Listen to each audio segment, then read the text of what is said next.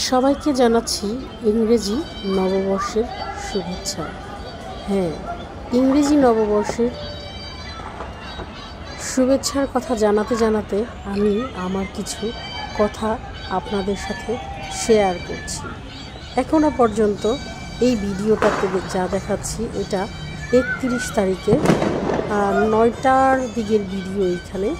তো দেখেন, বাংলাদেশ এতটাই উৎসব মুখর পরিবেশে 31st উদযাপন করছে যেটা মানে বলার মতো না। প্রত্যেকটা ছাদেই চলছে আতশবাজি এবং লাইটিং, ফানুস উড়ানো, এই সব কিছু নিয়ে প্রত্যেকটা ছাদে খুব ব্যস্ত, আলো ঝলমলে পুরো শহরটা। কিন্তু আমাদের মাইকিং করে বা টিভিতে দেখিয়ে বলা হয়েছিল যেন কেউ আতশবাজি না ফোটায়। এই জন্যই বলা হয়েছিল, তার কারণটা ছিল আমাদের 1 বছর আগে 31st নাইটে অনেক পাখি মারা গেছে এই আতশবাজির শব্দে বা ফানুসের অনেক আগুন, ফানুস অনেক জায়গায় পড়ে আগুন এরকমও শোনা গেছে। তো যেটার জন্য বলা হয়েছিল বারবার যেন আতশবাজি ফুটিয়ে, ফটকা ফুটিয়ে এরকম আমাদের চড়ুই পাখি বা অন্য পাখি মেরে না ফেলা হয়, বিলুপ্ত না হয়ে যায় আমাদের পাখি।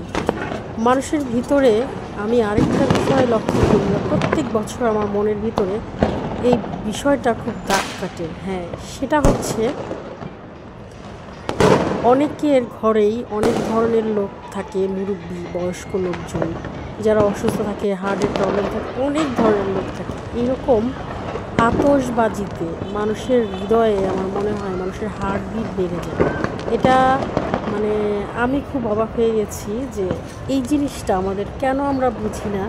আমরা কি বাঙালি জাতিরা জাতিগতভাবে মানে কি বলে একটু অসভ্য কিনা আমি জানি না, অনেকের হয়তো বা লাগতে পারে আমার কথাটা, সরি, কিছু মনে করবেন না। এটা আসলে যারা এগুলোর সাথে সম্পৃক্ত আমি তাদের উদ্দেশ্য বলেছি, আমাকে মানে এটার জন্য আমি ক্ষমাও চাচ্ছি। কিন্তু এই যে 31st নিয়ে যে আনন্দ উল্লাস, এগুলো সব কিছু ঠিক আছে, কিছুটা করতেই পারে মানুষ, কিন্তু এতটা করা কি উচিত? আমি খুব মানে কষ্ট পাচ্ছি যে আমার যখন মনে হয় আমাদের পাখিগুলো মারা যায়, ফানুসের কারণে অনেক জায়গায় আগুন লেগে যায়, ইভেন হচ্ছে যে যারা হসপিটালে থাকে, হসপিটালের আশেপাশেও কিন্তু অনেক মানে আতশবাজির শব্দ, তারপর কিছু হার্টের রুগী আছে, বয়স্ক মানুষ আছে, তাদের কথা আমরা কিন্তু কেউ বিবেচনায় একদমই আনি না। এটা কি ঠিক? আমি জানি না আমার এই ভিডিওটা কাদের কাছে পৌঁছাবে, কেউ কি আমার কথাগুলো আদৌ শুনতে পারবে। আমি কিন্তু আসলে আতশবাজির যে শব্দ এটা মিউট করি, মিউট করলে আসলে হয়তো বা শব্দগুলা শুনতে পারতাম।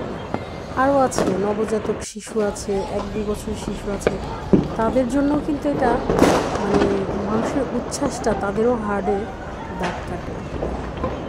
সব কিছু মিলিয়ে আমি আসলে ভিডিওটা করছি, বা ভিডিওটা করার উদ্দেশ্যই হচ্ছে যে আমি কিছু কথা শেয়ার করব আমার ফ্রেন্ডসদের সাথে, যারা আমার কথাটা কতটা মানে ভালোভাবে নিবে বা খারাপভাবে নিবে আমি জানি না। আমি আসলে অনেক বেশি আতঙ্কিত থাকি।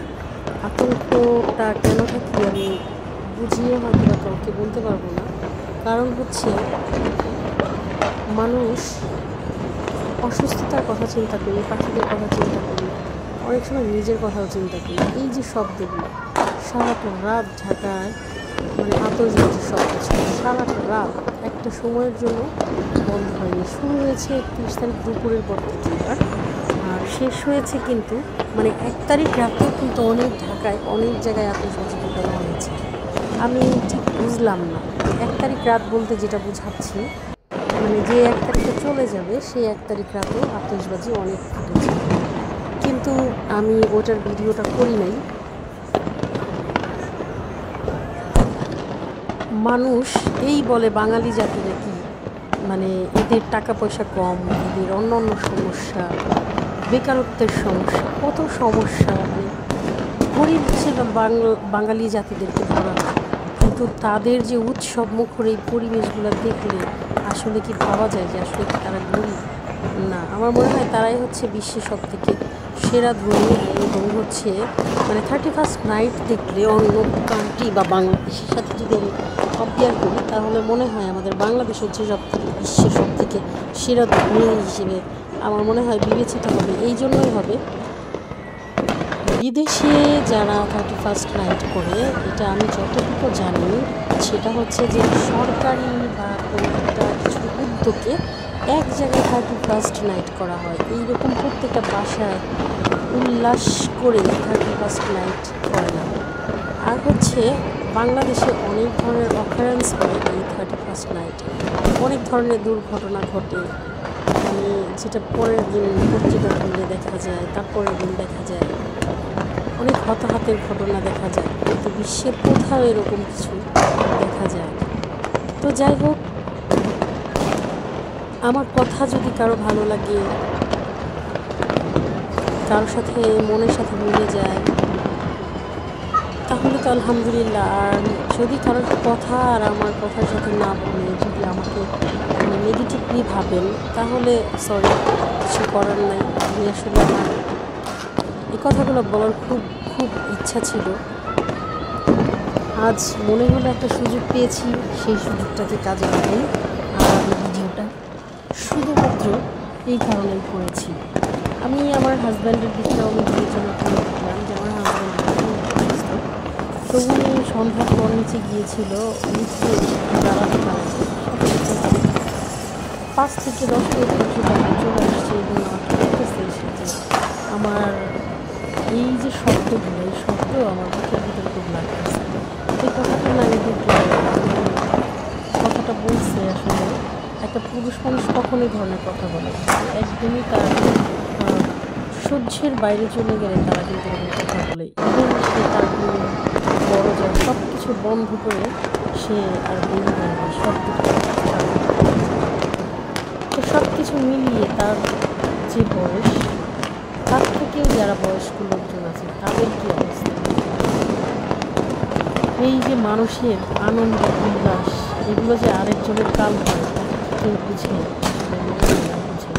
এই জন্যই বোধ হয় বলে গেছেন আগে থেকে, কারো পৌষ মাস কারো সব মাস।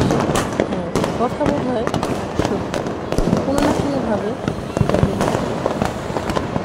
সো আমি যতই বলি বা আমার মতো যারা যতই কিছুই বলি, আমার মনে হয় না যে এই 31st নাইটে এইরকম জৌলসপূর্ণ প্রোগ্রামগুলো মানুষ বন্ধ করে। আমার কথাও কাজ হবে না, কারো কথাও কাজ হবে না। এটার জন্য উদ্যোগ নেওয়া উচিত আসলে আমাদের প্রশাসন বা সরকারি যখন যে সরকার থাকবে বা প্রশাসন, তারা যেটা মনে করবেন যে না এটাকে কঠোরভাবে নিয়ন্ত্রণ করতে হবে, তাহলে বোধহয় এটা সম্ভব হতে পারে। আমি আমার যতটুকু মনে পড়ে, এটা তত্ত্বাবধায়ক সরকারের সময়, যখন এটা 7 সাল বা 8 সালের 7 সাল 8 সাল 2007 সালের পর শেষের দিকেই, তখন তত্ত্বাবধায়ক সরকার মানে অনেকটাই 31st রাতের ঘটনা যেটা বলছি আমার মনে পড়ে আপনাকে ফুটাতে দেয়নি, বরঞ্চ এটা করেছিল যে র্যাব মানে অলিতে গলিতে র্যাবগুলো গাড়ি নিয়েছিল, যে বাসায় আতঙ্কবাদী ফিরবে সেই বাসায় তারা চলে যাবে এবং হ্যাঁ, ওটা আমি দেখেছিলাম, ওটা আমার মনে হচ্ছে এরকম কিছু উদ্যোগ নেওয়া বোধ হয় আসলে জরুরি। সো অনেক কথা বলে ফেলছি, কারো যদি ভালো না লাগে ক্ষমা করে দেবেন, কারো যদি ভালো লাগে সহমত হয়ে থাকে তারা আমাকে কমেন্টে জানাবেন। আর কার কী মতামত আছে সেটা আমার সাথে শেয়ার করতে। সবাইকে আবারও হ্যাপি নিউ ইয়ার জানিয়ে আমি আমার কথাগুলো শেষ করছি। অনেকক্ষণ অনেক কথা বলেছি, যদি কেউ পারেন আমার কথাগুলো মন দিয়ে শুনবেন।